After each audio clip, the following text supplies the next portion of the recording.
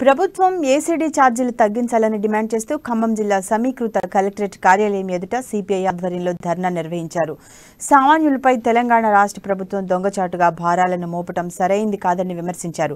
విద్యుత్ శాఖలో ఖాళీగా ఉన్న పోస్టులను భర్తీ చేయాలని డిమాండ్ చేశారు. ప్రభుత్వ కార్యాలయాలకు, ప్రజాప్రతినిధుల భవనాలకు లక్షలాది రూపాయలు బకాయిలు ఉన్నప్పటికీ సామాన్యులు వినియోగించుకునే విద్యుత్పై ఏసీడీ ఛార్జీలు వేయటం తగదని అన్నారు. ప్రభుత్వం తక్షణమే ఉపసంహరించుకోవాలని డిమాండ్ చేశారు.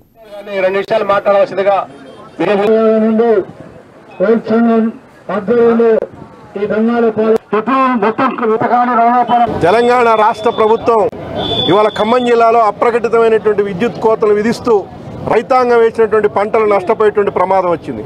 ఇవాళ ఖమ్మం జిల్లాలో 1,05,000 విద్యుత్ మోటార్ కనెక్షన్లు ఉన్నాయి. అదేవిధంగా 2,10,000 ఎకరాల్లో వరి సాగు చేస్తున్నారు. 82,000 ఎకరాల్లో మొక్కజొన్న సాగు అవుతుంది.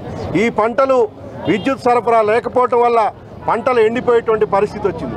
అందుకని తక్షణం ప్రభుత్వం స్పందించి గతంలోలాగా పగటిపూటనే ఉదయం నుంచి సాయంత్రం వరకు నిరంతరాయంగా విద్యుత్ సరఫరా చేయాలని చెప్పేసి, అదేవిధంగా ఇవాళ ఏసీడీ ఛార్జీల పేరుతోటి వినియోగదారుల మీద తీవ్రమైనటువంటి భారాలు వేస్తున్నారు. 1,000 రూపాయల నుంచి 5,000 వరకు కూడా సామాన్యుడికి కూడా ఇది పెద్ద అదనపు భారం అవుతోంది. కరెంటు ఛార్జీలు పెంచమని చెప్తూనే మరొక వైపున దొడ్డిదారిన ఏసీడీ ఛార్జీల పేరుతో వసూలు చేస్తున్నటువంటి వీటిని తక్షణం ఉపసంహరించాలని చెప్పేసి డిమాండ్ చేస్తున్నాం. అదేవిధంగా తెలంగాణ రాష్ట్ర ప్రభుత్వం గతంలో ఇచ్చినటువంటి రైతాంగానికి ఇచ్చినటువంటి 1,00,000 రూపాయల రుణమాఫీ తెలంగాణ రాష్ట్ర ప్రభుత్వం